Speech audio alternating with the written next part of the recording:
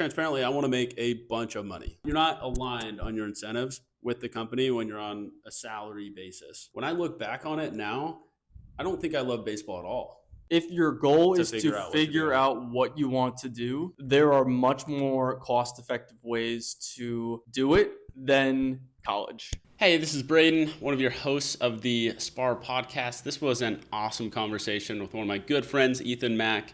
Ethan is a former college dropout going back to school now. And so we dive into that a little bit, what some of his journey looked like, and some advice him and I would potentially give our 18-year-old selves if we were to go back and we were considering whether we should go to college or not. I think that advice might go against the grain. So stay tuned for that. We also talk about how I left my 9-to-5 corporate job to jump into sales, what the results of that have been, and how I'm 1,000 times happier after doing that.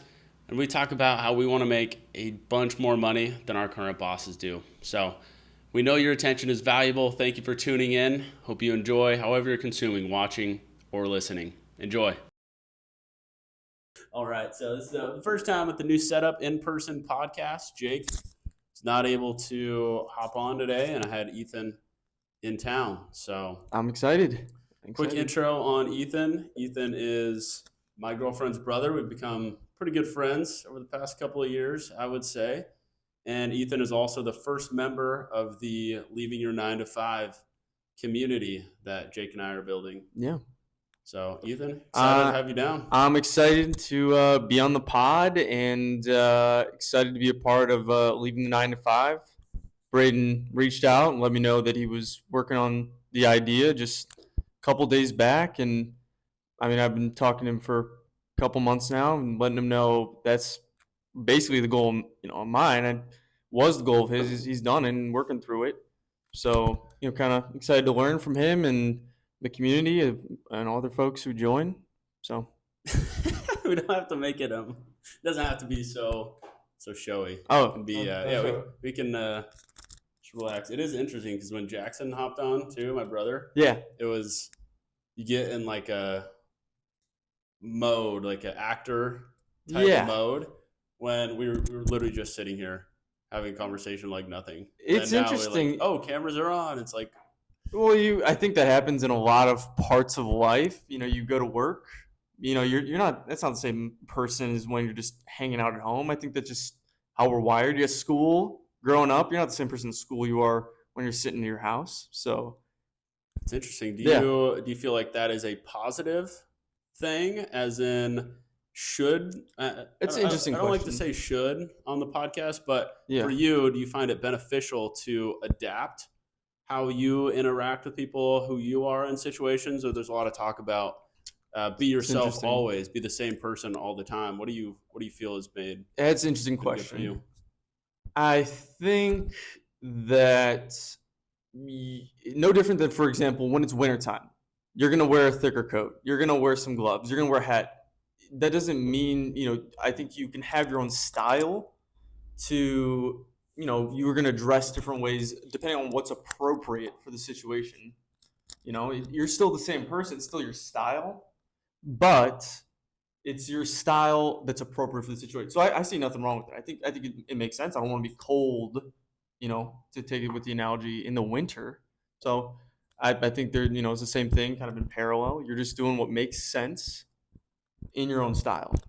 Yeah. I think that's a good analogy. And Ethan is a master of metaphors and analogies. It's so much fun to have conversations with you, because I think we both think that way of how can I apply this to something I understand? Yeah. Elon Musk says not to do it. I'm also a big Elon Musk nut, but he says don't work in similes, because just work objectively. That's just, I'm a visual person. I'm going to try to relate to something that I'm familiar with already, and you're going to hear me talk like that a lot. Use a lot of analogies, a lot of metaphors. Agreed. I think it makes it easier to connect the dots. I think if you truly want to optimize for something, then probably not the best way to do it, like through metaphor and similes, because they're 100%. Not always going to be the exact same. Yeah. But for a simple understanding of trying to explain something, teach something maybe at a high level. Right. It's a communication tool for sure. Yeah, you're just communicating, you know what I mean? And it doesn't mean that you literally should But if you're communicating, trying to put an image in someone's head, put a message in someone's head, you're great at that too. Not always in metaphors, but just putting someone to someone's head. Okay. Yeah. I see that as we transition here a little bit to what we want the community to be, the leaving your 9 to 5 community. I think I've used some analogies to kind of explain it for myself or define it for myself. So, just quickly for everyone's context, leaving your 9 to 5 is for me a year ago. Not, being this competitive individual my whole life, playing sports my whole life, getting through college, always having some championship or some goal to shoot for. Was me all the way up through college, and also being rewarded based on my performance and having quick feedback loops with that, to where in a game you do really well, you're instantly rewarded, and having something to wake up every single day to shoot for. When I left college, when my season ended in COVID after 18 games, and spent the next 2 years being pretty lost and not waking up every day, not having a goal to shoot for, not having the championship to strive for. I was working in corporate America, 9 to 5, very hierarchical structure. And some would say, hey, like a promotion could be your thing. Hey, making it to VP could be your long-term goal. And I looked at that, and that was not an appealing proposition for me, being a competitive individual. I want my work to pay off for something at the end, like a championship. I want it to mean something that is super valuable for me at the end of the day. What is it about the corporate structure? I mean, for some that might mean, I've got plenty of friends who they talk about those promotions. They talk about following the track. That's a championship, but I'm curious, why is that not a championship for you? That's a great point. I think separating that out of, that wasn't it for me. Agreed. It can be it for some people. Some people love the corporate 9 to 5. We were talking to my girlfriend Lex, your sister.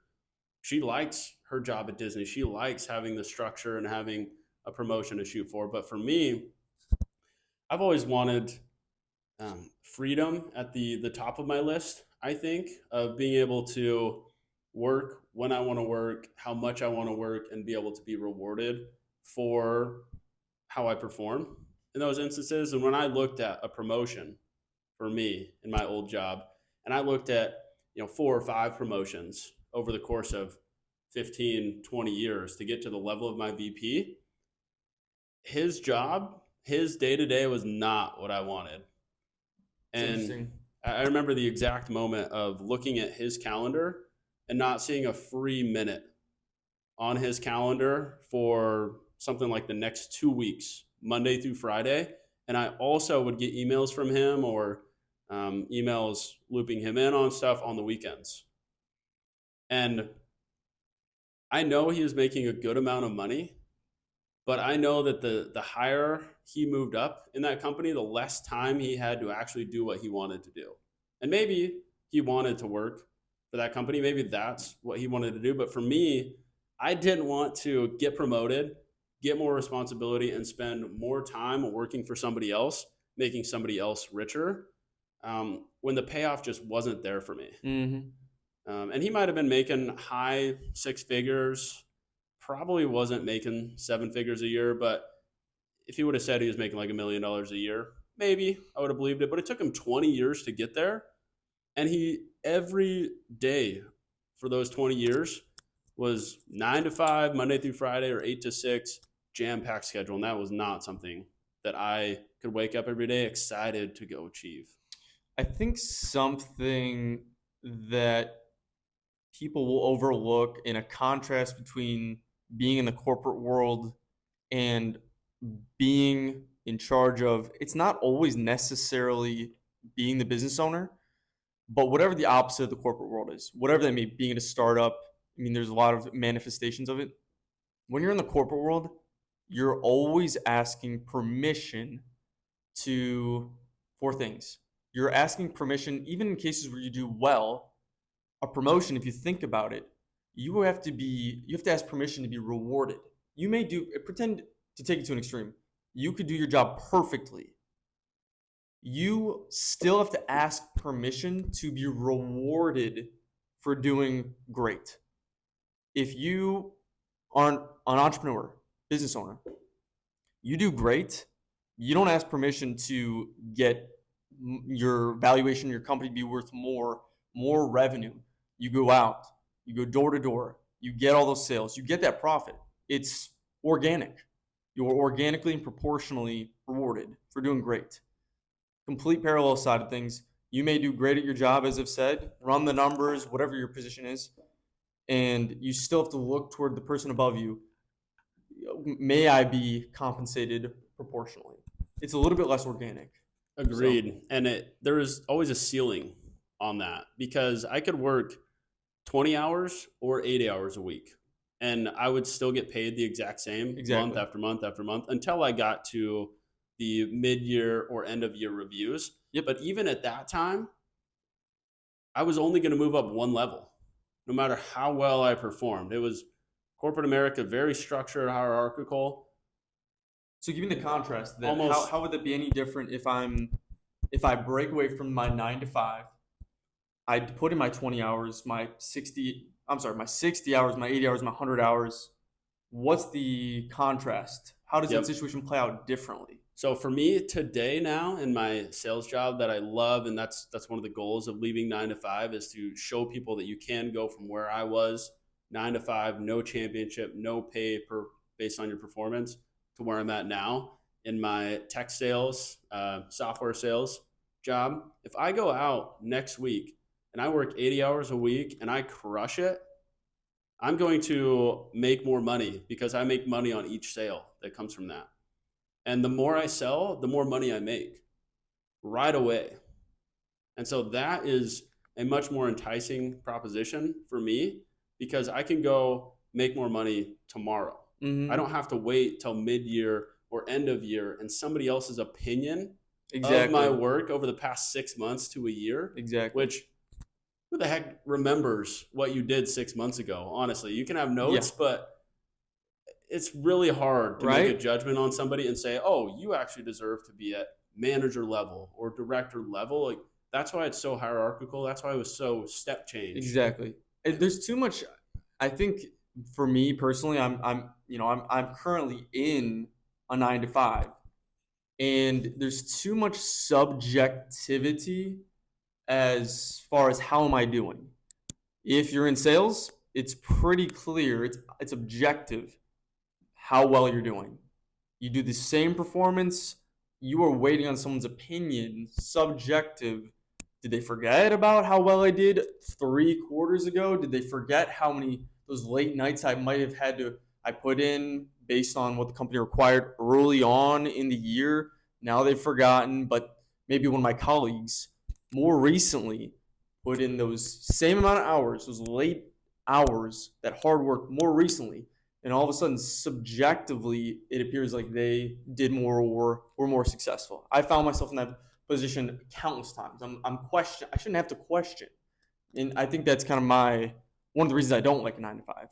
I want to put in the work, and I don't want it to matter if somebody remembers or doesn't remember. Did I do it or not? Yes or no? And you want to have really clear understanding, at least for me, I wanted to have a really clear understanding of what it was going to take for me to get to the next level. Whereas my corporate 9 to 5, I could work on any number of projects at any given time, but what is the actual impact of my project on the business? Am I working on the low level stuff that I could crush it, dominate it, and it doesn't mean that much for the business? Or how do I get involved in the things that really matter at the business?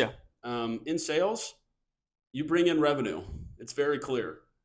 How much revenue did you bring in for the company last month, last quarter, whatever it is, and that's what you are compensated based on. I once saw a video. It was one of the other podcasts I've seen before, where they talked through how, as time has gone on, the people who work in companies increasingly have become detached from the end result. And years ago, you would be a cobbler. You literally would probably have the cow who you raised.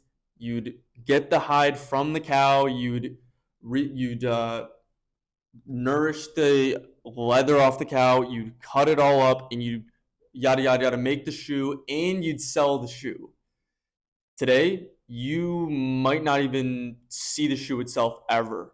You might not even be involved with the manufacturing process at all, and you just do some analysis on one very specific part of maybe the manufacturing process. And what does that translate to? You increasingly are detached from the part of the business that's fulfilling. That customer sees the shoe, they've got it in their hand, they put it on, they get the smile on their face. What does that mean for society? What does that mean for you as a employee within the company? I mean, to me at least, it's you become less fulfilled for what years ago, maybe the same amount of work as that cobbler once did, but you're increasingly less fulfilled. The end result, you get more and more detached from. Are you thinking more fulfillment would come from seeing the customer impact that your product or service has on your customers? I would say so.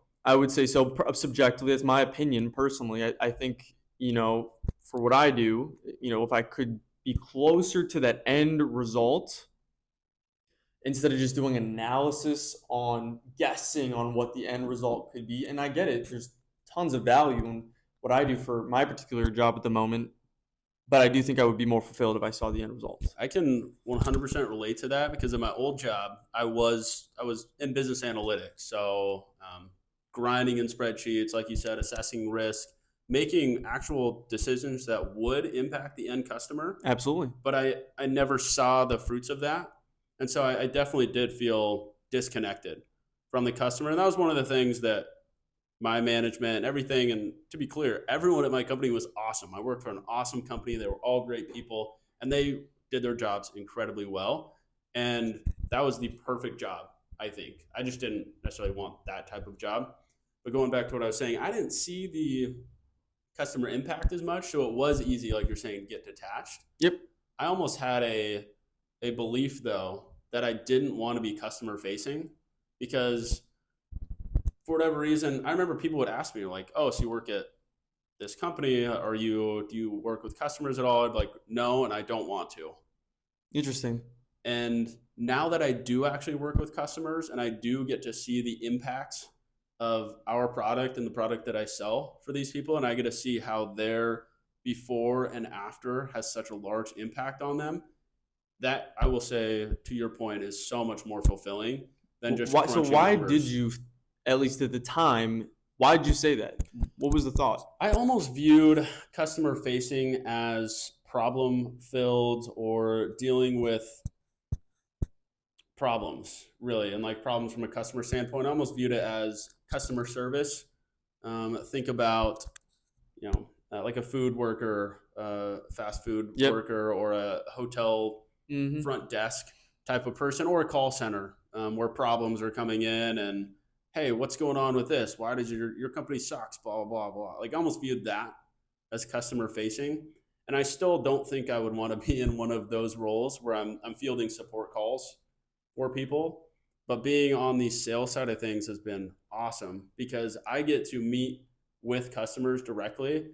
I get to try and understand what they're challenged with, what some of the things that are going on in their business. And I get to basically consult with them and help them find a better solution and help them make their lives better.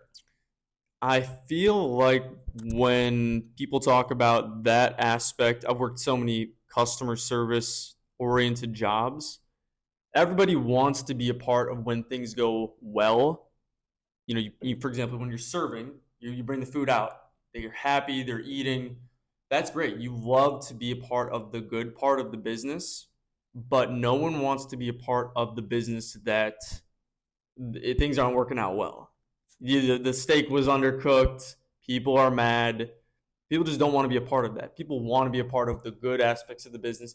I think that's one area where whether you're in a 9-to-5, whether you're in the opposite of whatever you define that as, a 9-to-5, you can't avoid the negative downsides of the business, no matter what. And that will always be. And I think when people are in a 9-to-5, they believe they're being shielded from that aspect of the business, it's going to come at some point. So as far as I'm concerned, if that's what people are hiding from, it that shouldn't be the aspect that keeps you from breaking away.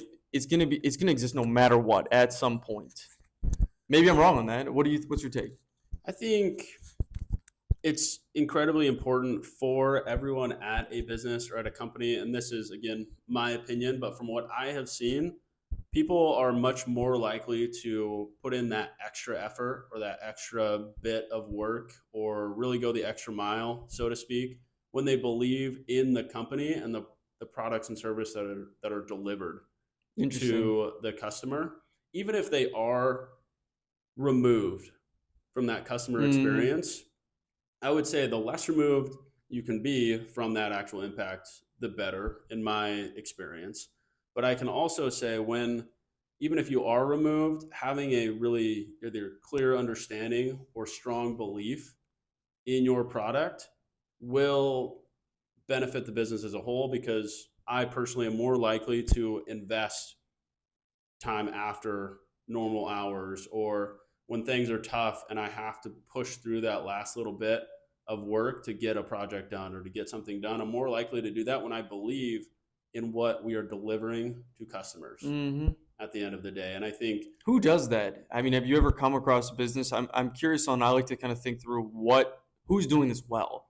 I feel like I've heard Tesla, SpaceX, where they get people really. It almost feels like there would be the employees are so inspired, like it's such an extreme of what you described, that it almost feels like they would work there for free because they enjoy what they're doing so much.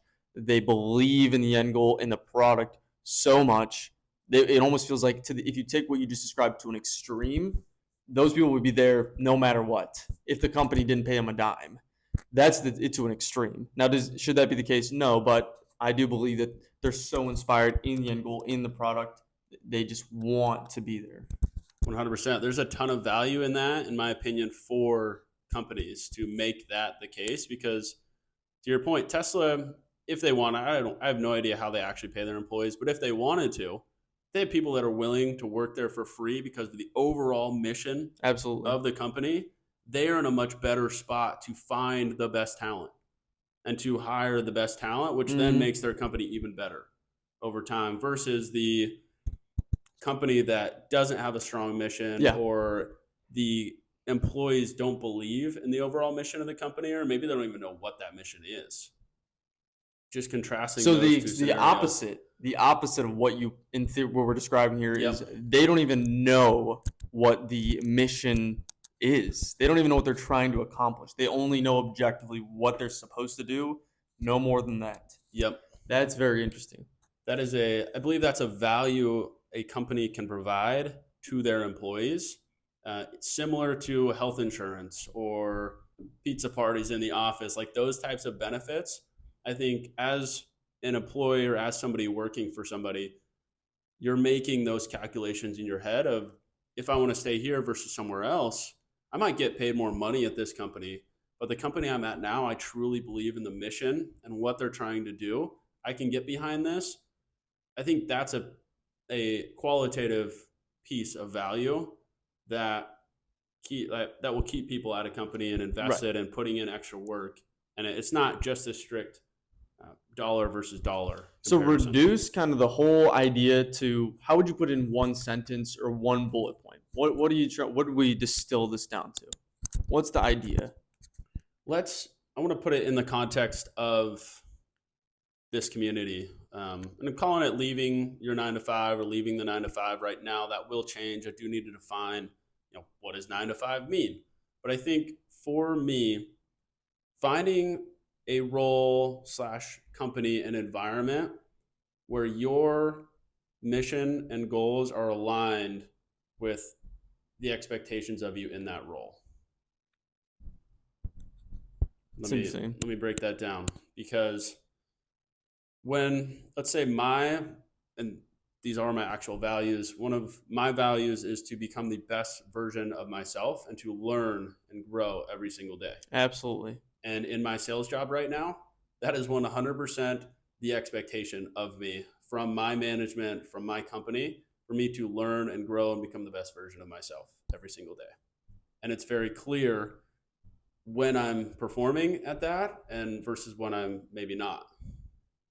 So those what's expected of me is aligned with what I want. How was that not happening at your prior position?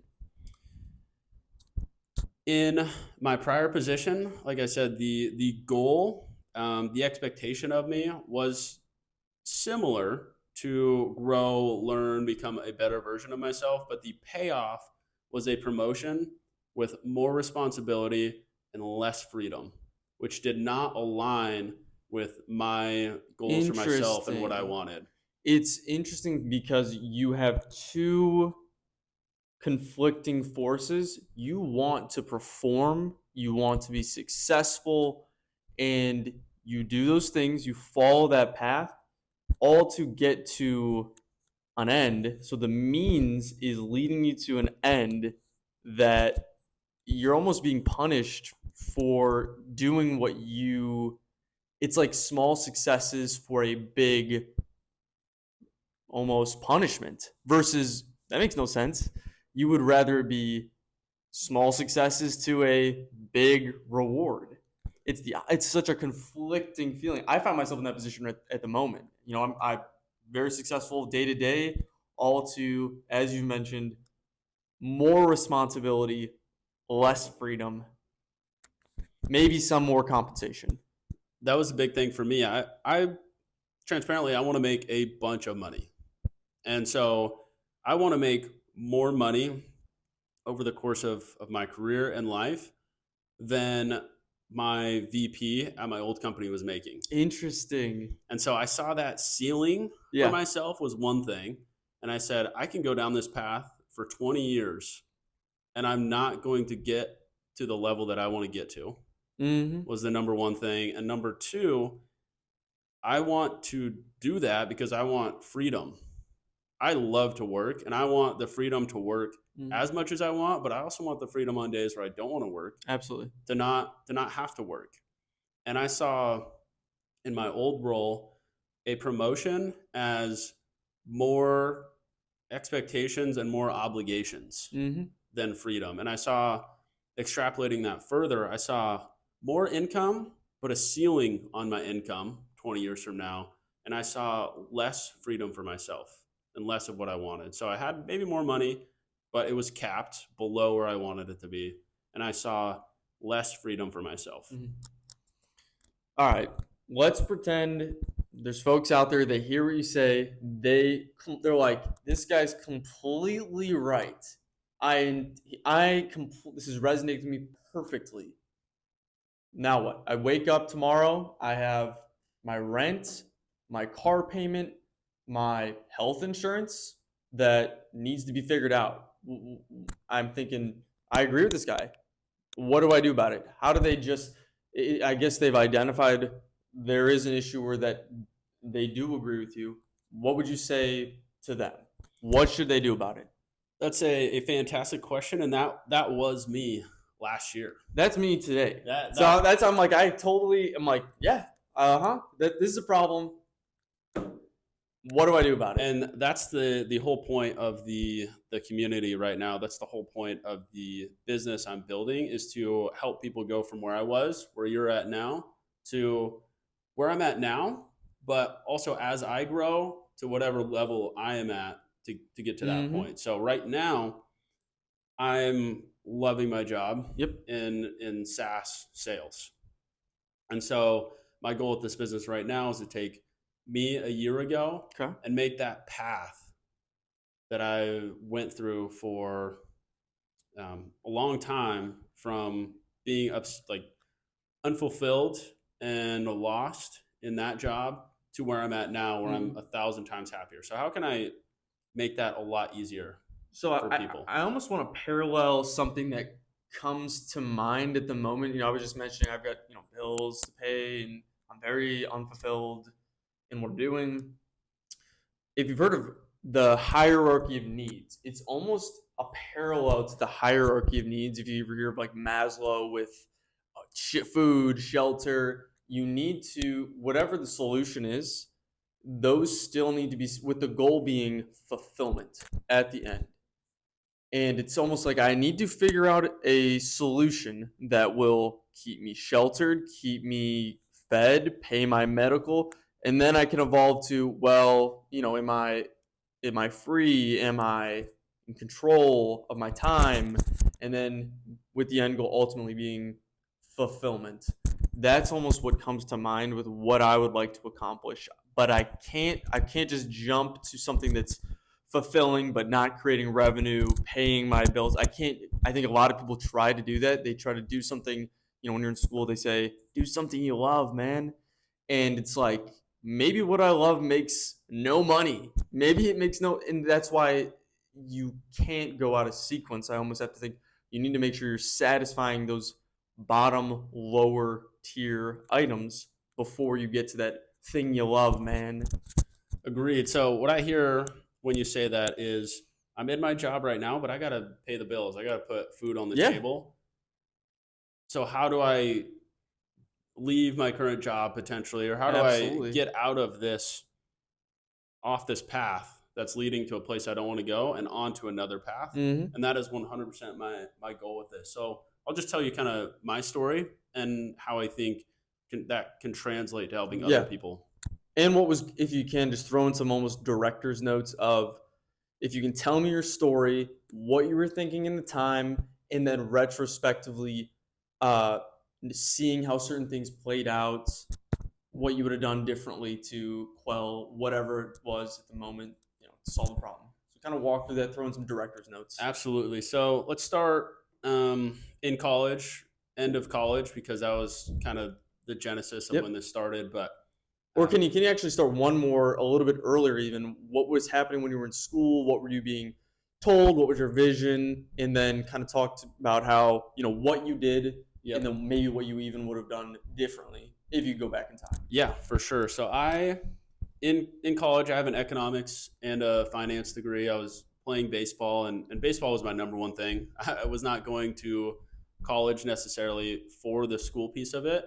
I was going there to play baseball, and I was lucky enough to be decent at school. It came relatively easy to me. I could learn things, and so you're thinking, I want to play baseball. So I was there 100% to play baseball. Mm-hmm. I started at the University of Oregon, played there for 3 years, and had an awesome time. I actually graduated in 2.5 years from there. And you're doing school while you're playing baseball. Yep, it's fine, but you're basically saying it was almost like a sideshow to the real thing you were focused on. Well, baseball. Yeah, I'm still all in on baseball at this point in time in my life. And school is there. I'm doing a great job at it. Yeah. Over 4.0 GPA. But life after school and baseball, I'm pushing that off as far as possible. Really? I am all in on baseball, and school's secondary, but I'm still doing well at that. You knew it had to be addressed, but you didn't really know how it was going to be addressed throughout any of that timeline. And agreed, 100%. I had no strategic thought about what I would do after college. It was always, I'm going to live out my baseball dream as long as I possibly can. And when it comes to figuring out what to do, I'll figure it out. Yeah, you were confident you were just going to figure it out. Zero strategic thought, though. And so that's actually how I ended up with an economics degree. Is I started out wanting to get a psychology degree for who knows why, just psychology. That seems cool. Started, my coach actually kind of gave me a call one day and was like, hey, you realize if you go down this path, you're going to miss a lot of practice. Like all these classes, a psychology degree, you're going to have to go all in, and you're not going to be able to make it a practice a good amount of time. And then conversations with my dad, he said, hey, you can get this undergrad degree, but now it's worthless unless you go to extra school for this. Do you want to go to an extra 2, 3, 4+ years of school after your undergrad degree? So young Braden with no strategic thought was, I hadn't thought of that. Let me switch degrees here really quickly. So I switched to math for a second. I'm good at math. Let's do math. It's going to have very little resistance to my ability, very friction free. Yep. And similar problem there to where a lot of the classes I would have had to take were during baseball. And I was going to have to miss some baseball because my coaches weren't going to allow me to miss class to go to baseball. Yeah. So then I switched to computer science, and I took one class, not a whole semester, one class of computer science. It was like 101. And I remember sitting up there at the top and sitting in the back, and the professor put some language of code I know now. I didn't know at the time. Yeah. It was just symbols basically to me. And professor said, all right, everyone take a minute to write down what this means. And if you can't, you probably shouldn't be in this class. Get out. And I rode my bike from that class. I left the class before it was even over, just left, rode my bike down to my academic advisor, said, hey, computer science isn't for me. Let's find something different. Get out. So then I ended up settling on economics because that was the thing I had the most credits for. And had the most completed credits for. Okay, so you do the economics, you ride it out, you continue to do baseball, number one priority. Then what happened? So yeah, I'll kind of fast forward here. I graduated in 2.5 years. I still had 2 years of baseball eligibility left. I could have went and got a master's degree, but I had my economics degree in undergrads, which meant I could maybe go to an MBA program or I could get a master's in economics. Neither of those were appealing because I still at this point had no idea what I wanted to do. Interesting. I had no strategic thought, and looking back now, I didn't have a ton of guidance or mentorship in terms of providing me enough context to understand, if you take this path, this is what the future looks like. If you take this path, this is what the future looks like. I didn't really have any of that or seek out any of that is one piece of learning that I've taken from that. But I essentially said, I don't want a master's in economics. I don't even know what an MBA is. And maybe I'd seen one clip where Elon says he doesn't like MBAs. So I had that going for me of not doing that.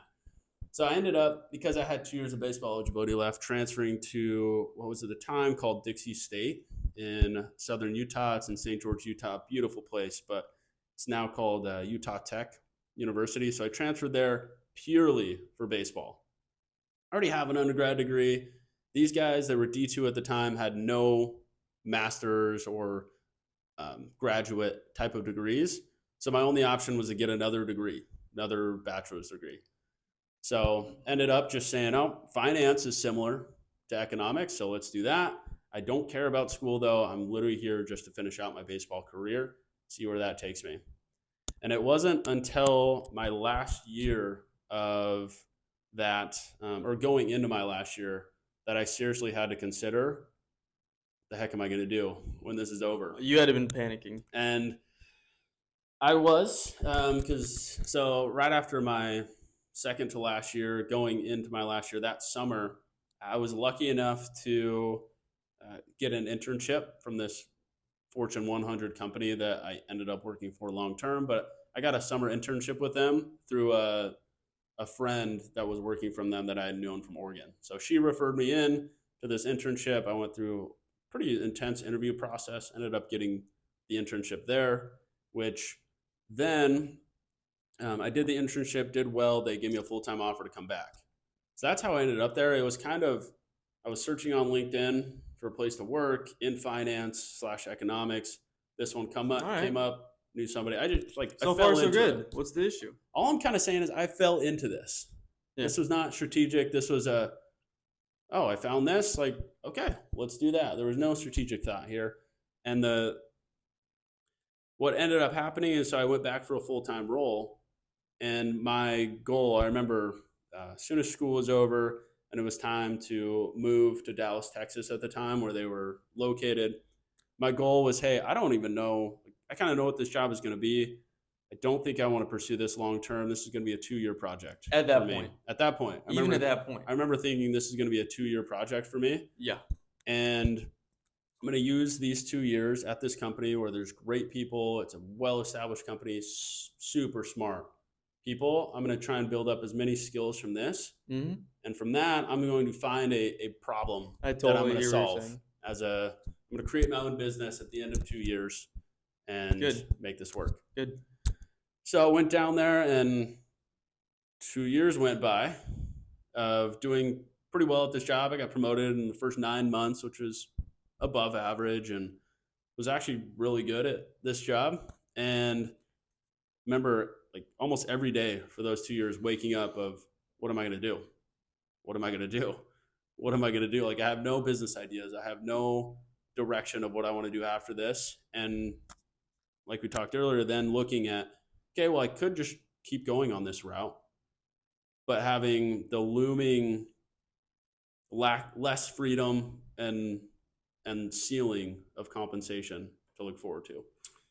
All right, well, let's pause there. Yep. I want you to kind of talk to me about if I could go back, you refactor everything you did in that time period we just discussed. What should it have looked like, or what would have been the most efficient thing in your mind if you could have redone it, or maybe nothing? I'm just curious on what would you have done differently. I think for me, the biggest thing I would have done differently is I would have searched or seeked mentorship. Okay. Because I didn't have the context with which to base my decisions off of. Okay. I was a young, dumb college At kid. what point in the process would you, at any point, or are you saying maybe right out of high school, you're going and you're what? Immediately in college, I would have made a more concentrated effort to connect with probably my professors mainly. I think office hours are the biggest hack. Interesting. I'm going to get your perspective in a second because you're in a unique position to speak to this, but I think that would have been a huge benefit for me, just to network and go approach people higher than me. I took office hours like I want to be just the guy that sits in the back, get good grades, not really talk to anybody. I would have made a much more concentrated effort to talk to my professors, to ask them, hey, I have no clue what I'm doing. I don't know what I want to do after this. What would you just suggest? Completely lay it all the cards on the table. Everything on the table and just ask people. I think people don't want to do that because it's embarrassing. It's embarrassing. You show up, you're like, so you just chose this major. This is what's playing on people's minds. Oh, so you just chose this major and paid $20,000, whatever your tuition is, just by random. It's embarrassing. But I think there's some things in life that the truth is there's no way out but through. A lot of people, as you've mentioned, they just kind of meander through blindly. However, maybe through can look like you do show up to that professor, as you said, their office hours or whenever. It doesn't even have to be a professor. It could just be a mentor in that time period. And as I've said, you go through the process embarrassingly sometimes, and you find out I'm wrong or I need to make a pivot, versus sometimes people just meander through, they finally get out, and they'd find out at that point they made a mistake or they should have made a pivot. Much better to get out in front of it.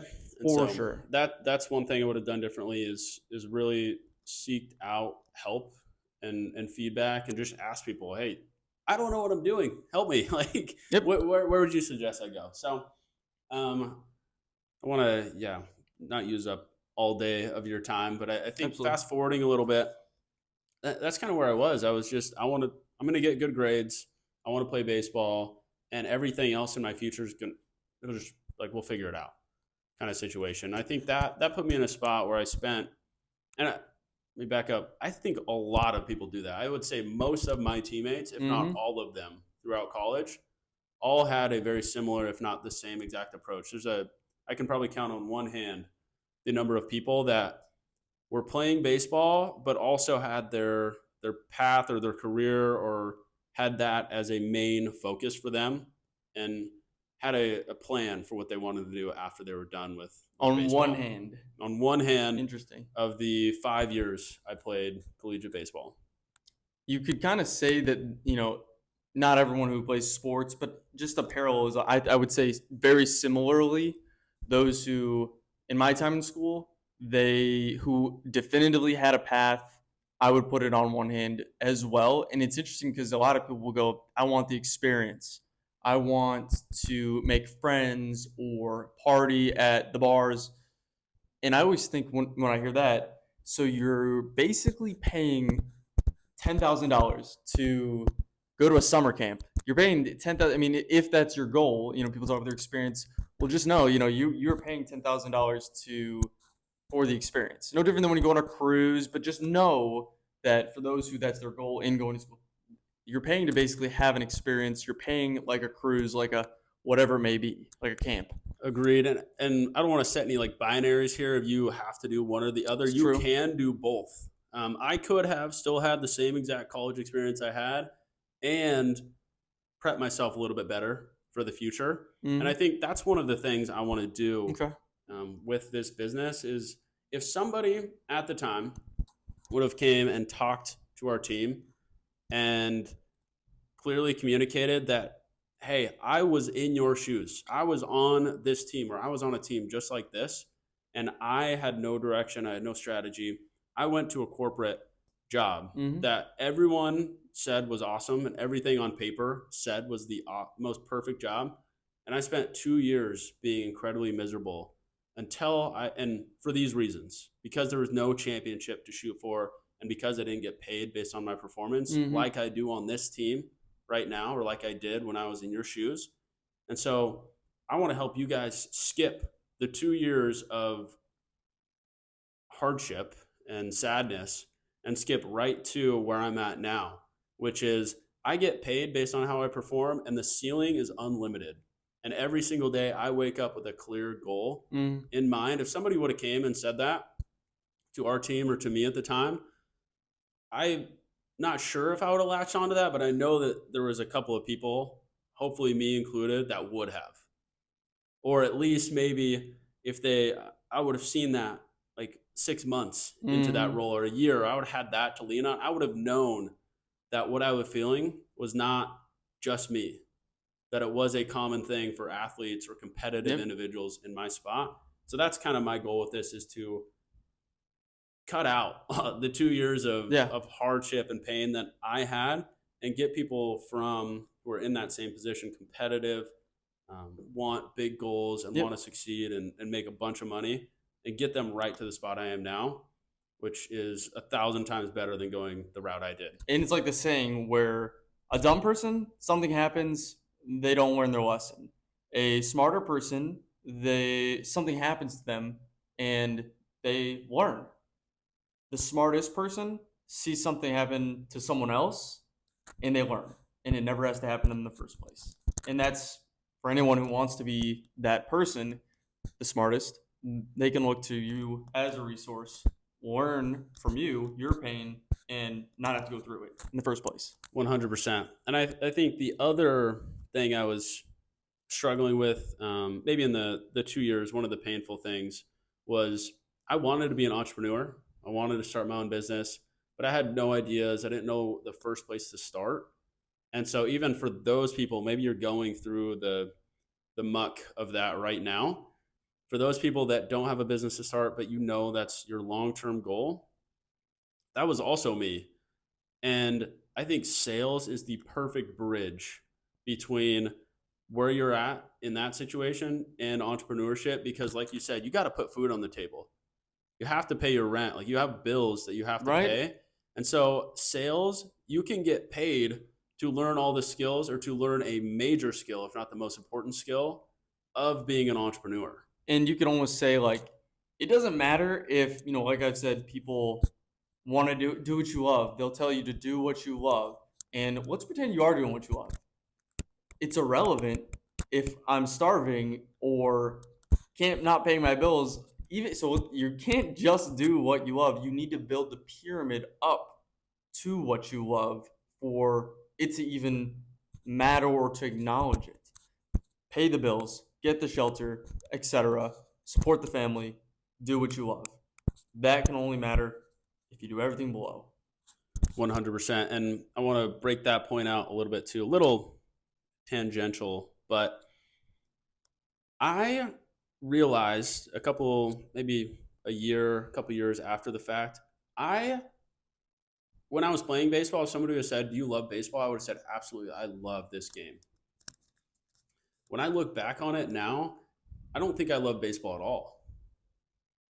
I think what I actually loved is the constant feedback and competition to get better. Because I took all of that energy that I had in baseball and I invested it in golf and now my career. And I don't miss baseball one bit. I don't watch baseball. I don't want to play baseball. I don't want to go back. If I was offered the opportunity to go play baseball or to even go play in the MLB potentially, I don't know if I would take it. Why? Because I don't the game was not what I loved. The game of baseball was not what I loved. The underlying game of growth and instant feedback and striving to get to a large, long-term, big, audacious goal with a large payoff, that's what I loved. What were you thinking years ago? Talk to me, what's the contrast? If that's what you believe, you understand yourself to be now and how you think now, what was it? It was, I love the game. I love the feeling of, I remember we did this exercise when I was playing. Somebody came in and said, write down all the things you love about the game or that you love about this. And I wrote down, I love the feeling, and I remember struggling with this, but I wrote down, I love the feeling of the perfect swing and the perfect line drive right up the middle, or the feeling of throwing out a runner at second base, or the feel of the laces or sliding into second. But when in reality, I just love the feeling of achievement from those things. It's like when you have an injury, as we've discussed. The symptoms were how the root thing was manifesting itself. Oh, my knee hurts, my leg hurts, but it all could be traced back to, who knows, you tore this thing. And that's a parallel of what you just mentioned. The sliding to the base perfectly, the throw that gets the guy out, the home run, all symptoms of the root thing in your mind, for whatever reason, but it's true, thing that was driving you and that you really did love. These were all just manifestations of the core thing. How does anybody find that core thing? I don't know. What would you suggest to anybody listening? I mean, breaking it down for yourself.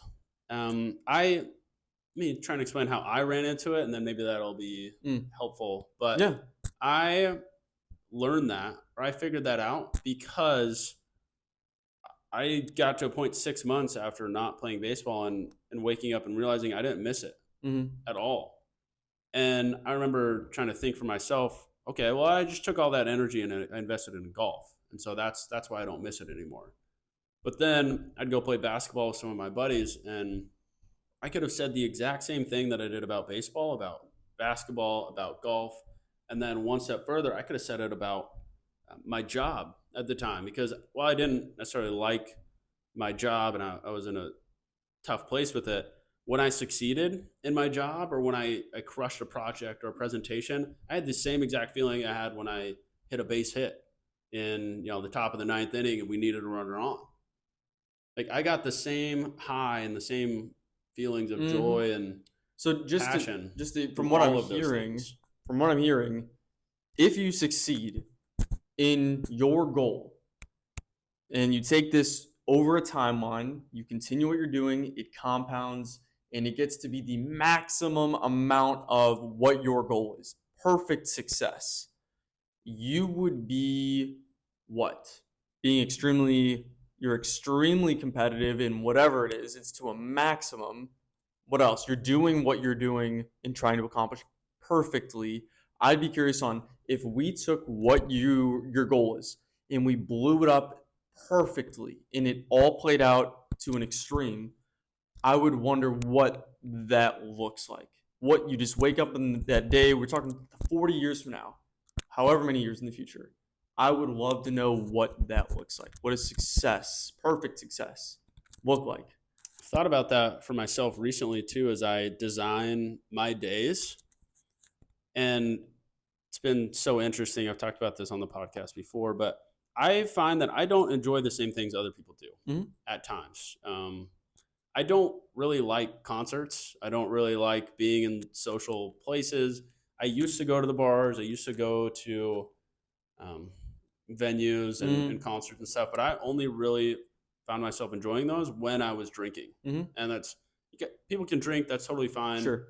But I had to realize that when I'm not drinking and I'm not inebriated in some way, I don't actually like this stuff that much. I remember looking around at a country music festival where my family and friends and great music, people that I actually liked listening to, and just feeling empty and lost in those situations. So I've done a lot of thinking on this in terms of what is my perfect day.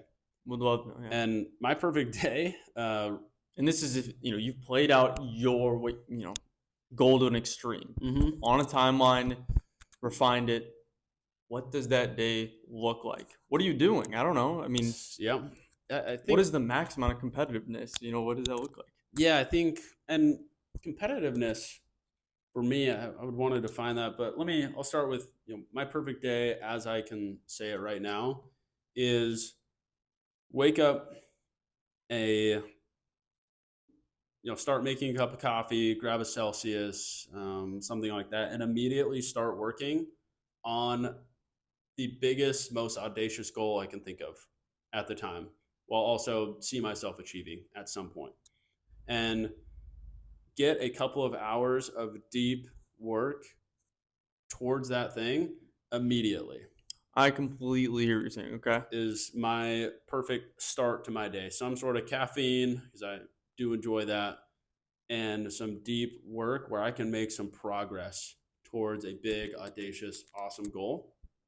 Love it. For the morning, probably some Chipotle for lunch. Always got to get some chip in there. And then in the afternoon, I can see that being the portion of competing a little bit more directly. So that might involve going to the golf course if it's, I have some time and I don't need to actually work. Maybe that is the time where I do meetings with people from my company. I handle those things. But then ideally, towards the end of the day or in the afternoon, I have some sort of competitive outlet, whether that's going and playing golf, that's playing pickleball, playing pickup basketball. Possibly a synthesis of that previous section of the day where you're, like you said, getting meetings done and the competitive aspect of your day. You can possibly combine them, could overlap, could be with clients while competing. Who knows? Agreed. Yeah. That's an interesting perspective. It's like a flex time in a way. Yeah. Where you can achieve both outcomes absolutely at the same time. I can get on board with that. And that's ideally, this occurs in a beautiful, awesome place that I enjoy being. Mountain towns in the summer are mine and my girlfriend's guilty pleasure right now. So maybe that's one of the pieces of that perfect day. Not confining what you just described that day to be in one specific location. Yep. But maybe manifesting it's the same kind of archetypal topics or things, sections of day, you do it in a different place. Yep. Some cool place, maybe a hike in the afternoon. But when I found it interesting that none of my scenarios for a perfect day involved things that potentially other people would put in there as like a massive, like a really cool concert or going out to the bars, having a bunch of friends over and throwing like a big party or anything like that. Perfect day doesn't necessarily involve some of those things. Maybe towards the end of the day, I do like to go out to eat and have a great dinner with people that I enjoy. But after that, let's go home, watch a show, some Netflix, some Survivor, whatever it is. Get to bed at a reasonable time so that I can wake up tomorrow and feel great to jump into my 2, 4, 6 hours of deep work that I want to invest right when I wake up. What I like about and what resonated kind of with me is earlier in the pod, we kind of talked about a trend that's happening in the world where, people are more and more detached from the fulfilling aspect of the business and how years ago, cobbler would take it all the way through and see the smile on the face of that end goal, whatever they're trying to accomplish, whatever problem they solve for society. What I like about what you just mentioned is you took that idea of seeing the end goal and you took it to an extreme what is something that to me is going to put for the cobbler, it was the smile on someone's face. Well, you kind of think, well, what is that? What is that to a maximum? If that's the thing that me as a person is working toward, what if I took that to an extreme? Did something that put a quote massive smile on the world or society's face? And if you know it works on a microcosmic level for that cobbler, and that gets him up every day, and that's something that you know is making you happy. What if I did it at a millions of people or at a massive scale? What would happen then? If I knew that small thing gets the person out of bed following each of these sequential steps over a timeline, what if I really took it to an extreme? I know I couldn't even imagine. If that was enough, how do I feel when I take it to a maximum and do it at massive scale? I can't imagine. I mean, I know I'd be inspired. I know my life would feel fulfilled if it was able to do it at such a small level before. So that 100%. resonates with me personally for sure. What if I take it to an extreme? What if I take it to a maximum? So, All right, switching gears for a second, if you don't mind. You are currently going back to school, correct? yes, I am. And, I've got a whole story how I've gotten to this point. I've been to school before. And, coming out of high school, I only went to school right off the bat because it felt like the logical next step. Had no idea why. It's just what everybody else is doing. It just made, I just assumed. No different than when you wake up in the morning, you don't question, why do I have to shower? Why do I have to brush my teeth? It's just the next thing you do. So I left school, had great grades, went into college, and didn't really know what I was doing. Just signed up for some classes with a major that felt like it made sense, similar to you, just kind of felt like it made sense. Went through it and had no internal motivation as to what I was doing. And basically, once a little adversity hit, which was COVID, I had gone through my first semester in person. I could kind of weasel through it just by showing up every day.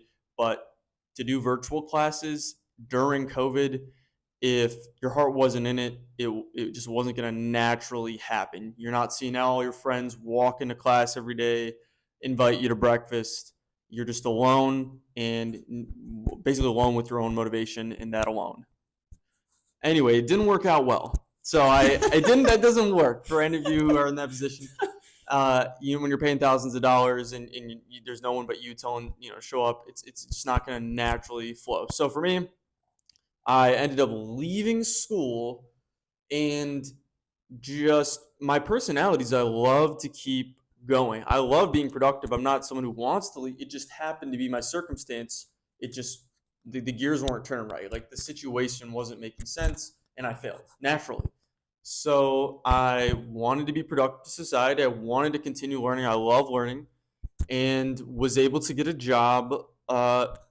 Well, to step one more step back, I actually thought to myself, well, what am I good at, and what's my goal? And let me see if I can synthesize these two things to naturally use the horsepower of what I'm good at to work me toward that end. That just made sense to me, my end destination, which led me to becoming a leasing agent at a newly built luxury apartment complex. So I was basically doing the sales at a brand new building that was completely empty but massive. So I knew there was going to be plenty of sales. Show up and was highly successful. We were able to lease the building up in 7 months. And this is during COVID, so that was considered to be very successful. We were leasing an apartment every 2 days. And from there, was invited to lease up another building where I live, and an even bigger one and a more luxurious one. Saw success, leased the building up so that only 2 months after it opened its doors, it was completely what we call stabilized, which got attention from a lot of folks within the company. And really, when the building started to stabilize out at that particular one, I had no idea what my next step was. I had no clue. I said, wow, I've been able to kind of ride this out, but I've kind of flatlined in my evolution. Yep. To kind of make the context really clear, how Who else was selling? I know you had some success, but what did it when you're selling these leases? Was it you? Was there a bunch of leasing agents? For sure. What's the breakdown It's a of great how question. that worked? So at my first building, there was one other leasing agent, kind of just there to just be there. They didn't really have any interest in growth, but I was amongst someone, one other person was leasing, and we worked as a team, but I was primarily leasing up that building, and then there's a property manager as there is, at every other complex. At my second building, there was another agent as well, very similar, where it's just people who significantly older, they're there to simply just work. It isn't necessarily somebody who for me was in a position I wanted to be in when I would be their age or at their stage in their career. Yep. So just objectively, it was basically you and one other leasing Correct. agent at each of these buildings. Yep. And they went from, what was their occupancy? Would you say at the start? Was it zero? Zero for both cases. Zero Yeah. for both cases when you started and Correct. when the building opened up. Yep. And when you were done, 95% on 95% both of the occupancy. projects. So Yep. between you and this other leasing agent, There's you would about say- 300 units in each of these buildings, so we Mhm. would have taken from no units leased to roughly in the 290s of units, and it was a commission structure as well, and I thrived. Now, and what percentage of those would you say between you and the other leasing agent? I would say 75% would have been me, 25% would have been the other agent. Okay. I think that's just really awesome for the audience to hear. Just so they understand, it's not like there's not 20 leasing agents here No. helping this building go from zero Yeah. to 95% occupancy. It was 75% you 100%. doing that. Okay. Yes, for sure. So now the first building I worked at, it was completed when I joined the team. And again, it was in COVID. The second building was under construction when I joined the team. We were about 5.5 months prior to what we call C of O, which is when the building opens up, certification of occupancy, and that's when people can begin to actually physically move in. So when I leased that building, there was nothing but concrete floors, beams. There's nothing but vision to sell people. Here's what we will do, not here's what we are doing. It's an interesting position, and I part of the reason I actually had wanted to be a part of this particular building so badly, just to see, if can I sell something that doesn't even exist. It's a lot easier to, when it's right in front of people, just to push myself. It's part of my personality anyway, so I showed up and was able to do it. And I think in my mind, once I found out I was confident I had that skill set, had grown it as well, and throughout the whole process, all over the course of 2 years, what I would call my sales period of my job, I said, okay, well, I need to keep going. I need to vertically move toward my goal. Now that I felt like I kind of on this particular rung completed the task, I knew if I were to just continue to do, I wouldn't really grow upward toward what I envisioned my goal being, which is to be a real estate developer. At least in the time, that was the goal. Just to speak in my mindset. So as we got toward what I would call the end of the lease up, I started to kind of think about where did I want to go? How am I going to do this? At this point, you do not have a degree. You dropped out of school and been really successful in 2 different sales roles. I have no problem working really hard. I was working 10-hour minimum days at that point. There's people I know, they don't want to work hard. I have no problem working hard, and if I'm know what I'm doing or I know what I'm working toward, I'm inspired. So anyway, I was working 10-hour days at that point, weekends as well, and I worked really hard and saw success. So anyway, I was like, what is next? And I actually had no clue for several months. I took jobs in property management. I'm sorry, I took interviews in property management where I'd gotten offers and kind of looked at the job descriptions, and it just didn't feel right. It didn't feel like it was going to work me closer to my goal. It kind of still felt like it was on the same rung. And your goal was real estate developer. Real estate developer Long-term goal was the goal. Correct. And how did that come about? Just working at these That's a great buildings, question. leasing these out. How did that goal come to fruition? I think that became my goal because it seemed like something it seemed successful. It seemed, I think when I was in high school, I had friends saying they wanted to be CEOs of this, CFOs of this, and this felt like the stigma around the title and the success and perception that when I would say that's what I'm, people were like, yeah, it had that same stigma of success as someone who's dreaming of being a CEO. I'd say I want to be at the helm and owner of real estate development. Be like, wow, that's commendable. Versus, if I were to say, I felt like if I were to say something else, that was the only thing that I really felt like, yeah, I guess this is something, I would say it, I like, and people would give me the thumbs up on it as well. So I just had that idea in my mind that's what I was going to do. Okay. So you get done leasing these 2 buildings. You've had some success in sales. Yep. You have this goal to be a real estate developer. Correct. And now you're trying to find right. what's the next step towards that so long-term goal. At the time, with no degree, I was really concerned, self-conscious on, would someone would even consider hiring me, which that was just to give direct, this was going through my mind is, where do I go from here? I don't know if I've reached my ceiling on what someone even going to take an interview on me without a degree. And I had actually had my real estate license. I happened to get that as well during this whole leasing process. You don't need one, but I did have one, at least in the state I'm from, and I had that going for me, and I think that got me that original interview. Safe to say you had a high level of success yes. up until this point in the leasing space. Correct. At least. Yes, I had that going for my credibility. And what types of roles were you looking for? Had you done any thought, like degree aside and concerns around that, what types of roles were you looking for as you were trying to Great question. take the next step? I think I wanted something that was hard skill based, actual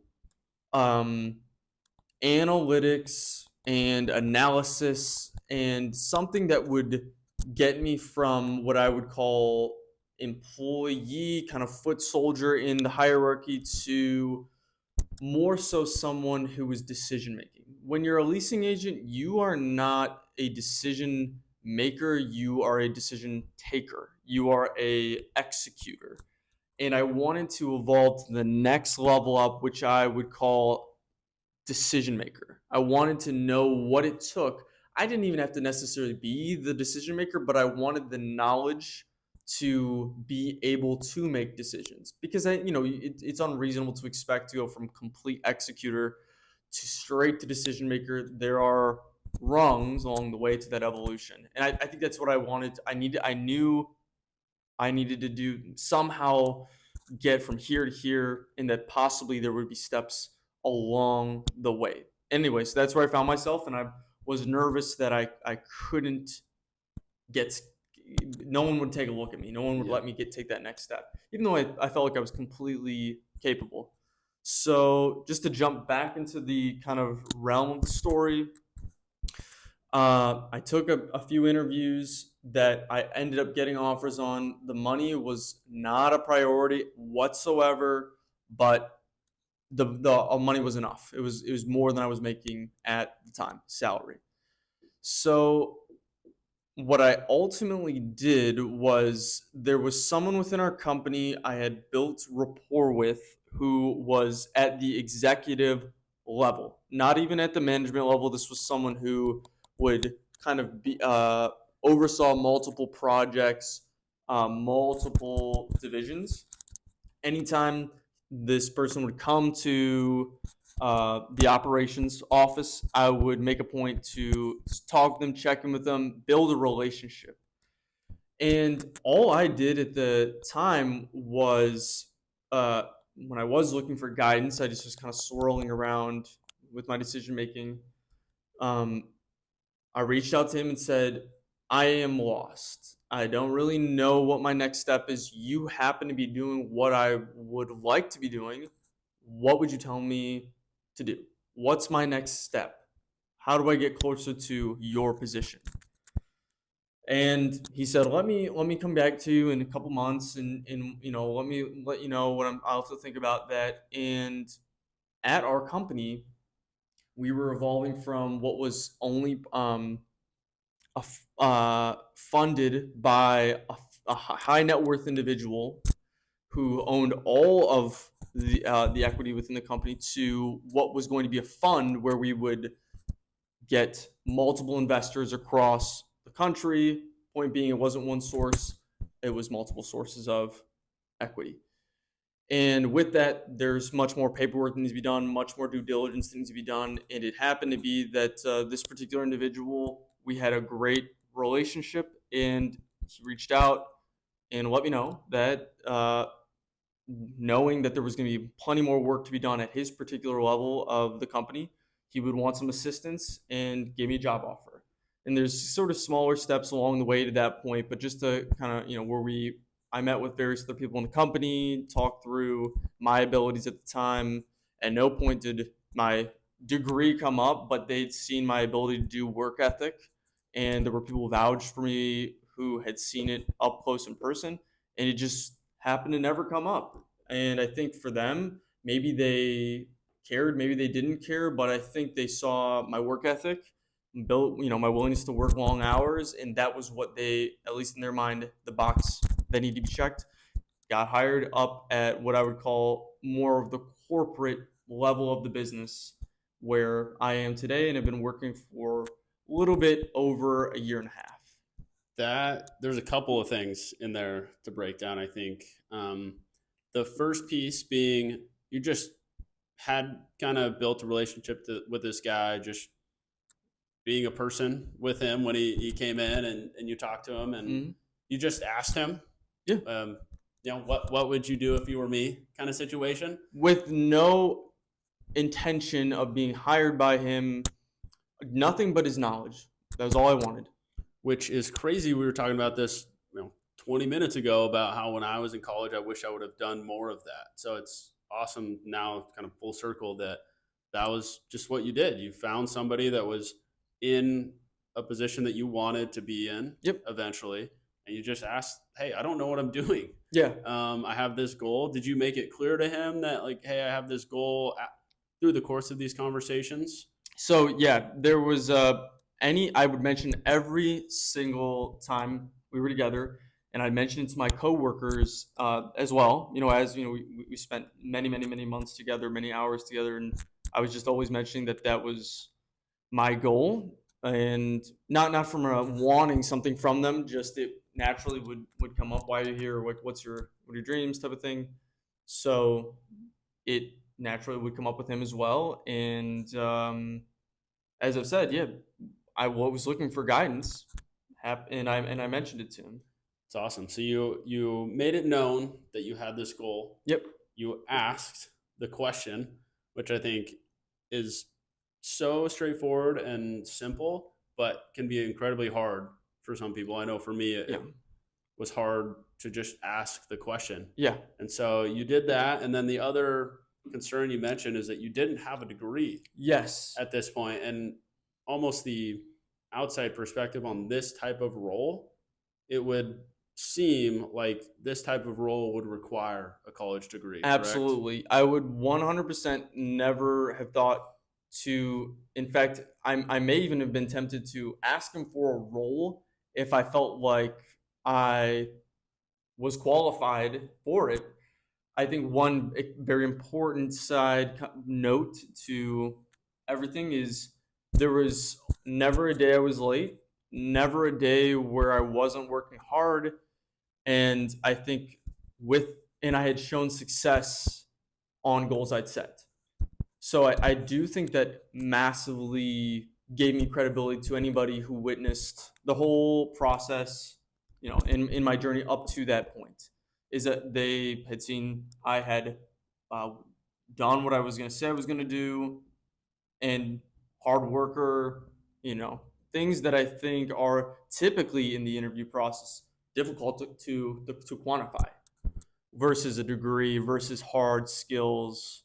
I think I've proven the soft skills, honesty, hard work, etc. So much so that my hard skills didn't even matter. My soft skills in my career had been proven so deeply, they didn't even care about the hard ones, or at least that's what the perception of it was Sounds from like you my had, perspective. yeah, it sounds like you had such a strong personal brand in this sphere of influence of people that the degree didn't matter, because we've talked about this too. A degree, an undergraduate degree, in most cases is just a proxy for this person can work hard at something and achieve a long-term goal. For sure. In today's to my knowledge in this moment, I believe a degree has evolved to a place where employer really only cares about it, or in large part agrees or cares about it, because it is proven you can show up for 4 years, and it's 4 years, do hard work, get your work done, getting in on time, work toward a vision. And it is so interesting because I almost feel like I did just that in a different form to this from this employer's perspective. So, and it's so funny because it almost feels like years ago degrees were about the opposite of that. It was strictly, about hard skills, proving you had, learning specific skills, etc. That is still an element of it, but I really believe, I mean, as I'll get to in a moment, you learn a lot of what is needed right on the job. And your employer is happy to help you and along the way, but for the most part, there were things that you really don't learn in a degree. And I know I have friends who are at Fortune 500 companies who talk all the time. They never learned XYZ in their degree. So to kind of bring it back into the anecdote here, I started the position, and it was very demanding. Lots of analysis to do, lots of hard skills oriented with the position. And I would get a task, and I would immediately start researching on everything to do with that particular task, what I needed to know how to do. And I would go home and I would watch 1,000 videos on whatever it was, build whatever I needed to build, or break out whatever analysis needed broken out, and immediately the next day provide it to my employer. Every day there was something like that, some task that needed to be accomplished. I would immediately learn it, immediately put it right into action, day after day. And there were days when it was extremely overwhelming, and sometimes there was more than just a day timeline. It would be a week or several weeks. Things would be going on at the same time. But the point being is, every day I would have a task, have to learn it on a quick timeline, and then immediately put it into practice. And I always knew what I was doing was important. I always knew, I literally would see that what the skill I'm learning right now, it is providing value right off the bat. Direct feedback in terms of what this is going to mean and how it is going to impact me right and away, the company and the business. Right away. Next day or next whatever it would be on the timeline, week. There was never a question, because they wouldn't ask it if it didn't need to be done. And I love this, because I think for me personally, my experience is that's been the best way for me to learn, is to have something I need to get done, immediately go figure out how to do it and execute on it. And so let's contrast that with a college degree now or school today. Absolutely. I mean, now I'll get to that in a second, kind of where I'm at in the moment. But I think when you are in school, it's learn this, and you are promised. I promised, you need this, and it's kind of like you're staying up at 1 a.m. now working on X thing, and you hand it in. It's like, okay, next thing, and you're like, okay, and you're not quite as motivated to be staying up till 1 a.m. because you're constantly being promised, and it's almost you never get that fulfillment. We talked about earlier in the pod that you get when you see the smile on the end user's face, or for it being actually useful. So regardless, have worked in my position for about a year and a half now, and I'm desiring to continue to grow or closer to my end goal. Interestingly enough, I would say that as I've worked in my position, I've actually found out real estate developer, it's great, but it isn't everything I thought it was. And to kind of put this all on timeline, I've been in my position, in the real estate realm for roughly 3.5 to 4 years, I would say. Almost the same time as a degree. And if I would have only done a degree and thought that my end goal was real estate development, I would have no clue that that end goal I'd be working toward wasn't exactly what I thought. But because instead of on my path, I've actually realized only 3.5 years in, like I said, almost the same timeline as a degree, it's not exactly what I thought it was, and I may want to make a pivot. And I'm not saying I know precisely what to pivot toward, but I am already familiar, and it took 3.5 years to get to that point.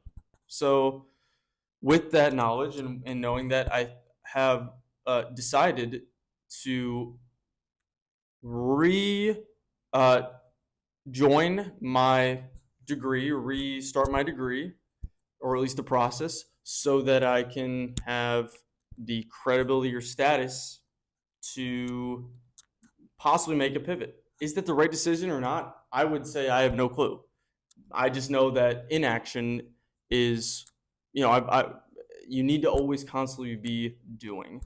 So I'd rather do something, and like I've said on my whole process of working, I've always learned what the right thing is by just doing. So maybe I stop, maybe I don't, but that's where I'm at, objectively. 100%. So you spent 3 or 4 years in this now, and Yep. would you say you have learned a ton through the course of those couple of years? Oh my gosh, 100%. 100%. Learned a ton, and I think you made a really good point there where you now know that that end goal you had set up for yourself is not the thing that you want to shoot for anymore. Yes. Had you have gone to school or learned in a classroom about real estate, or even just take an internship while in school, you probably, and I would be willing to guess, confirm this for me, probably would not have learned as much as you did. Yes, I would say maybe I would have learned it.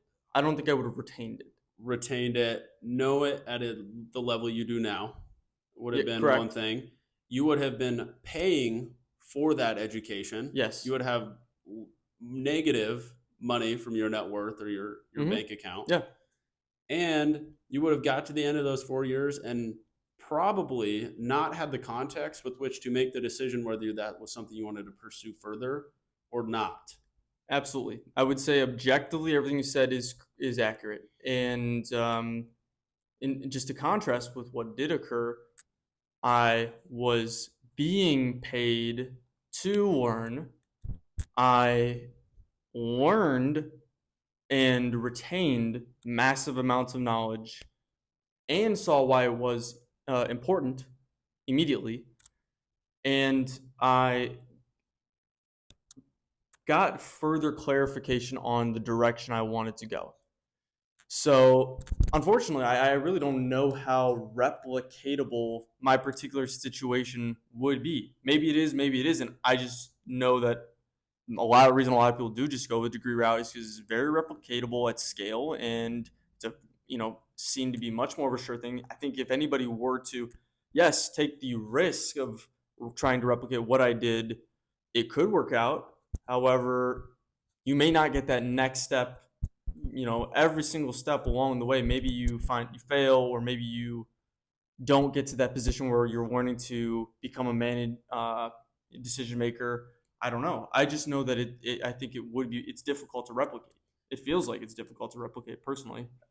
Potentially, I think I want to wrap up one more piece with kind of like your story and to get to where you are now. And Absolutely. then I think there's an overarching theme that I think I can call out and just highlight. But You're going back to school now. Yes. Correct? Yes. Compare you going back to school now versus when you originally went to school? Great And question. what the main differences are for you? Main differences are significantly more money in my bank account from working. Two is the two would probably be as I see the value in things that are brought up in the classes. It's not really speculative. I think they delve pretty deep into topics, and I know why it's important. I've seen it actually, believe it or not, in the world. And I think that's one thing you mentioned when you first went to school that was a struggle for you, and it's a Yes. struggle for me and a lot of other people, is how does what I'm learning, how does that apply Yeah. to what I'm going to do long term? And I think at least I wrongly had the assumption that I knew that it wasn't going to apply. When in reality, I didn't Yeah. even have context of what I was going to do after. So I think now having Yes. some context of the working world, of the real world, real life stuff, you now have the context with which to view information that you're learning in school and make a good judgment call on whether that's going to be applicable to you or not.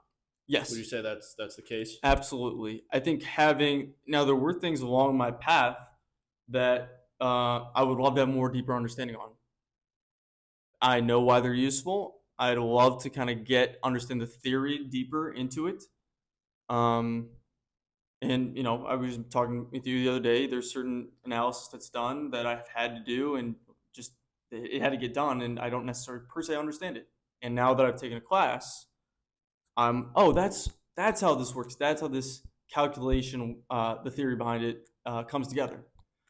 Now, I still don't know if going to this, this tuition is $6,500 per semester.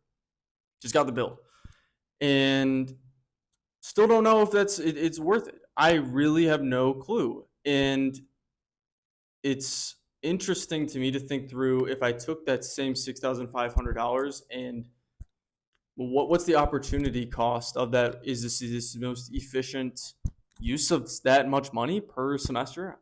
I do not know. But what I have learned and what I do know is there is only a way out on most things through. And complacency and staying still and wondering and trying to pontificate on what may happen will only keep you spinning in a circle. And sometimes you only know by starting, going, and I'm happy to do it.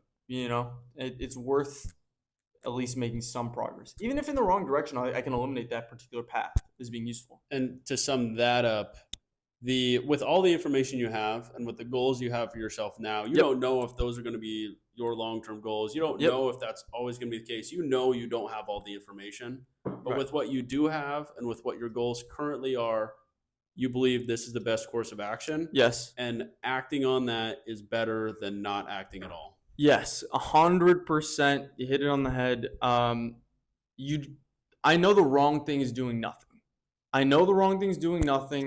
And all I know is in life, things have only been correct when I've just started doing things. So that's where I'm at in the moment. We'll see. I think you can only know what you know in the moment. You may be wrong, but at least you're working toward eliminating what is wrong. And you just keep going on the path, not giving up. That's where I'm at. And to summarize and kind of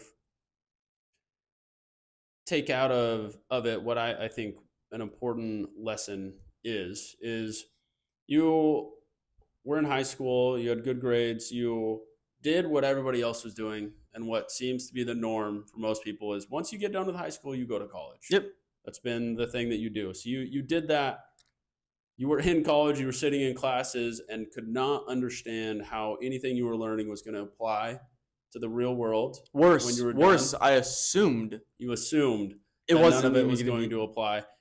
And you didn't have the context with which to make that actual factual decision. Absolutely. Or have the understanding to know. So you struggled.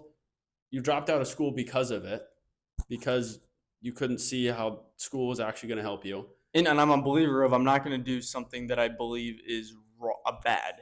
And I think a lot of people end up in that situation where they leave high school, they go to college, they're in that same situation. You ended up dropping out and finding some pathways with some jobs and some careers, Mhm. had some success, and now you're going back to school, and It's now you're sitting interesting, in right? classes. It's such a different perspective, it seems. Absolutely.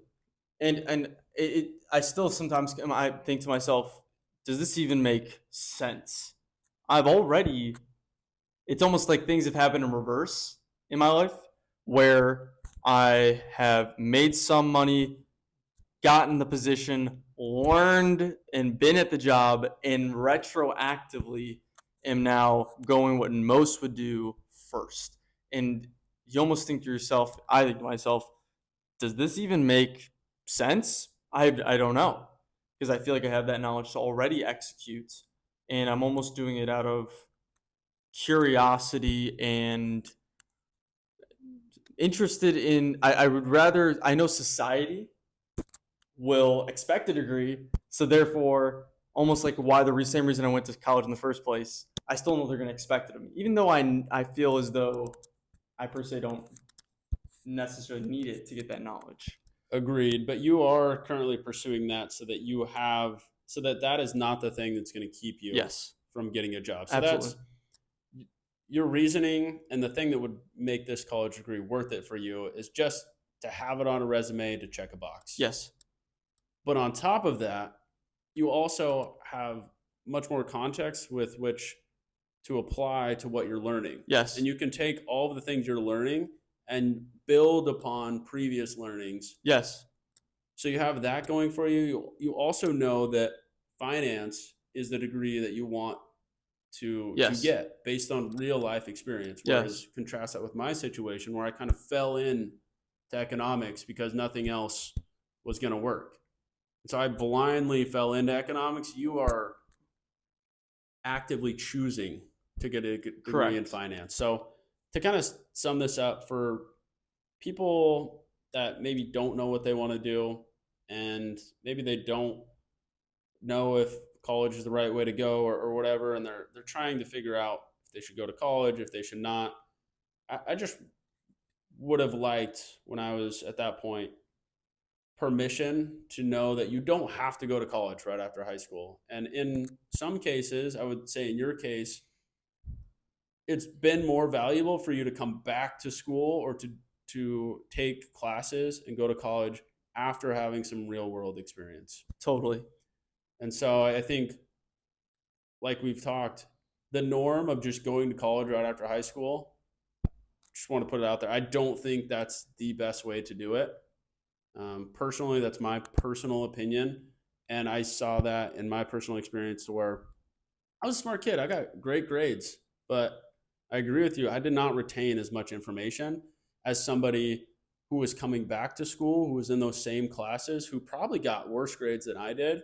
They probably actually learned a lot more than I did. I think a lot of people pontificate on the theory of this being possible. They'll be sitting at dinner with their buddies and be like, I just started this new job, been in it for, or maybe they've been in it for a year or 2 years, and they say, you know what, I don't think my degree actually mattered, but who knows? And I'm telling you, that whole theory, in my experience, has been true. I was able to completely do a job which is in finance, is complex, has lots of hard skills, and I simply learned on the job, and it was okay. It was totally okay. And funny enough, I actually have friends who, in different realms, similarly studied one particular thing, finance or economics, and went and did ultimately computer science oriented things, but then has nothing to do with their degree. In my personal experience, I don't want anybody out there to think that they can't do a job just because they don't have that particular degree. Agreed. I really hope we keep moving towards a place where companies don't place as high of a relevance on that checkbox being hit. I know Elon and his companies, they don't place as much importance on a person having a degree if they have previous experience, like proven experience at being good at whatever they're hiring them to do the job for. So I hope we continue to move that direction to where having a degree doesn't mean as much as having demonstrated success or achievement. I like where your head's at on that. And that's like I've said, I've shown my success on some things that really you don't even learn in school in the first place, and that was enough for my particular employer. They wanted to just know, hey, is this guy gonna be someone who's showing up on time, working hard? That's what they cared about. And in theory, they would have been just looking to the degree for that. Instead, it just goes to show as a proof. I was able to show it in a different way. Yep, you can get that without the degree. Absolutely. So I'm out of curiosity, what would you say is the path most should do or could do? Yep. I never want to say should or anything like that. I think everything is contextual. Everything, you need to have context to actually make decisions. And I think it's really important to define your goal first, because I'm a big believer that inputs lead to outputs. And if you don't know what you want your output to be, then saying what you should do, what your input should be, is irrelevant, because you don't actually know what you're shooting for. In your context right now, when you initially went to school, I would say you didn't have much of a understanding of what you wanted your output to be. Yep. Now you have a very clear understanding of the output you want is you just want to have the status of having a degree. I think just to add a little nuance to what you said is I think I didn't know what I really wanted. I think I had a goal and it wasn't my goal. I think it was a goal that I interpreted to be the right answer. People were giving me other people were giving me the thumbs up on it. So I think I did have a goal, but in my heart, it wasn't the goal you wanted. Like, it wasn't actually something you wanted to go out and achieve. And I think that's where initially I'm with you. It would have been really hard to invest a lot of time and work and effort towards an objective that you didn't actually want. And so in the second scenario, you have an objective that you do actually want. You don't think it, I think we both agree, we don't think it should be that way. We wish it wasn't that way, I should say, that having a degree will keep you out of particular rooms. But because it is that way, because a degree is kind of a checkbox for a lot of people in order to even get in interview places, because it is that way, you want to get that degree. Correct. And like you just said, again, there's a lot of things in life I wish they weren't a certain way. And if they were in this dream world a certain way, I would do X thing. That's the dream. There are things that they are a certain way. I don't like that they're that way, but objectively they are. Therefore, I make Y decision. Again, in a dream situation, I would do this. That's not the way it is. Objectively, this is the way it is. Therefore, I must do this. Agreed. So for people, I would just, for me, it's always been helpful in my situation to define what I want and what the goal is, and then work backwards from there. And for people that are in high school or leaving high school, or maybe you're in your first year of college or whatever, if you can't clearly define how college and getting that degree is going to help get you closer to the goal that you want, then I hope that I can give you the freedom to not do that anymore and take a different path. If I go back in time, as I asked you, what would I do differently? I right off the bat would not have gone into college. This is what I would do right off the bat. And immediately would have sat back and said, what can I currently do? And I would take what I currently could do and something that is roughly in the right direction of what I, in my heart, believe at the moment I want to do, dream-wise, and I would try to find out where those two things aligned. So if I could go back in time, I would go right into leasing. I had a skill of sales. Pretty much that was it.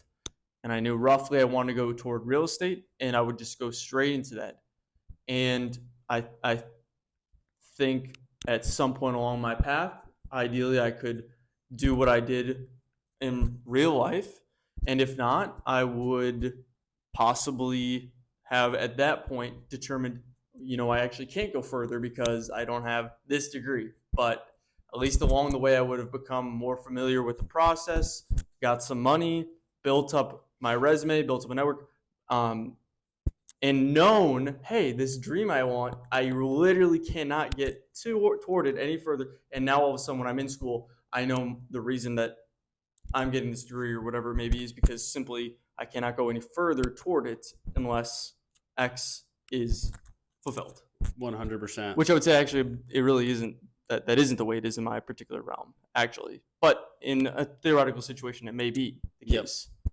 So I think that's a really good part about sales too, is you don't need a degree. You don't need any of these things to get started. And yeah, you might get into it and realize that's not the direction you want to head, but you're going to get paid to learn that. You're not going to pay to not learn that. Think or of to that. Potentially. You're getting paid to learn. That's complete juxtaposition. The way it is you pay to learn. And there's nothing wrong with that. By the way, I actually think it is justified in a lot of cases, but it's just a contrast. Agreed. And if I were speaking to my younger self and I was in a situation where I was just going to college to figure out what I wanted to do, I would urge against that, because at that point you are paying to figure out what you want to do, when in reality you could go out into real life and get paid. If your goal is to figure out what you want to do, there are much more cost-effective ways to do it than college. And imagine a scenario where you choose that path, where you go out into the real world and you get paid to try a bunch of different things and try different jobs, try different avenues. At the end of, let's say, a year, 2 years, you have money in your bank account and you know what you want to do. Then you can say, will a college degree get me closer to that? Or is that a thing that I need to go achieve to get there? And you have the context to then go say it if a degree is worth it or not. In a lot of cases, it is. In your case right now, we think it is.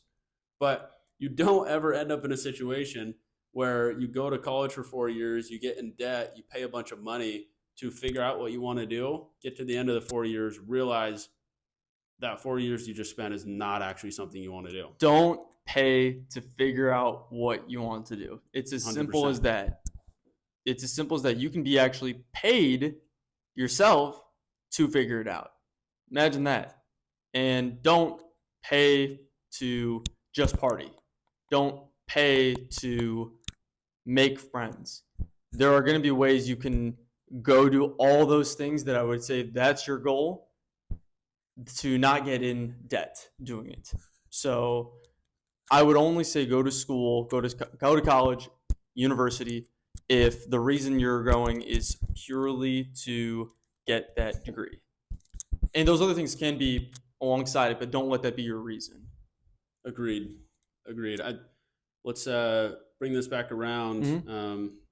Similar situation. If you are in a corporate America 9-to-5 job, like we've talked, and you know you want to be an entrepreneur, or you think you want to be an entrepreneur, one way you could do it is you could pay a bunch of money to start a business, or pay down or spend a ton of time trying to start a business, not knowing if that's actually what you want to do, or not knowing if that's kind of the path you want to go down.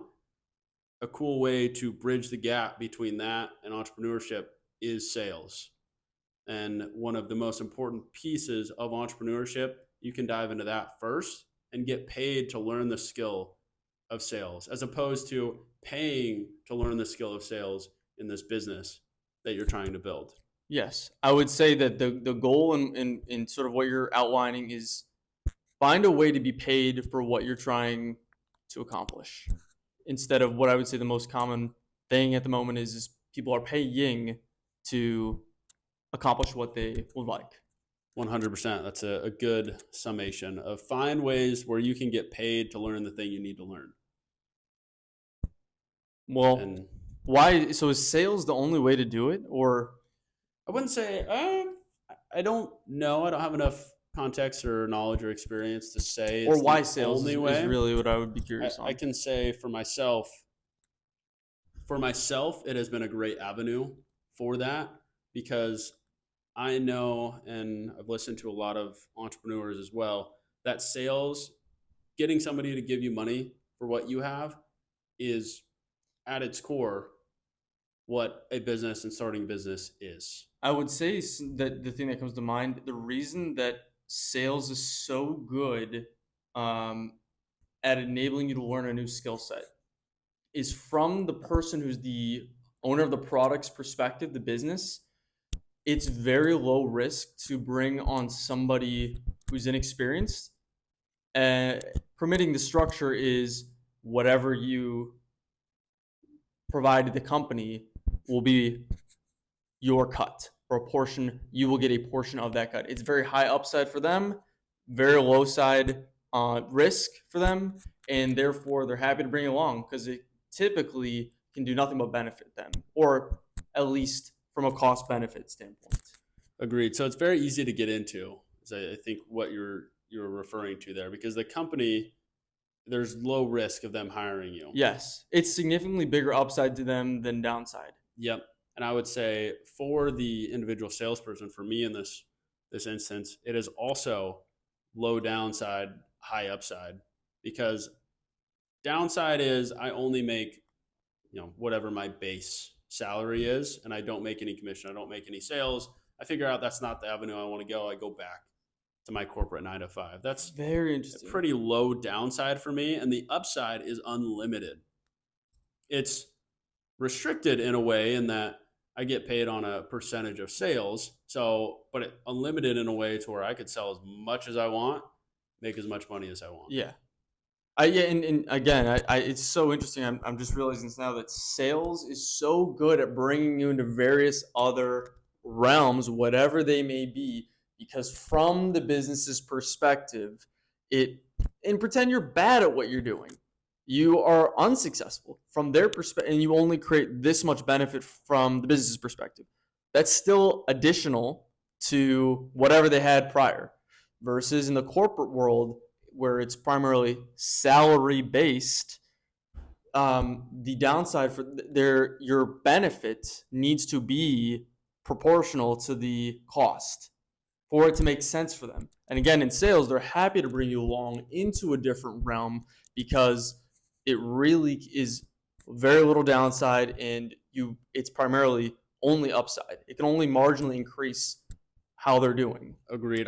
Your incentives with the company are aligned when you're in sales, where as an employee on a salary basis, taking promotions out of it, let's just go game theory, just a finite game, just finitely as the employee, you're trying to maximize for making as much money with as little effort as possible. Absolutely. The company is trying to get you to put in as much effort as possible and pay you as little as possible. So you have contrasting things that you want to do. Absolutely. Incentives. So you're not aligned on your incentives with the company when you're on a salary basis. Necessarily.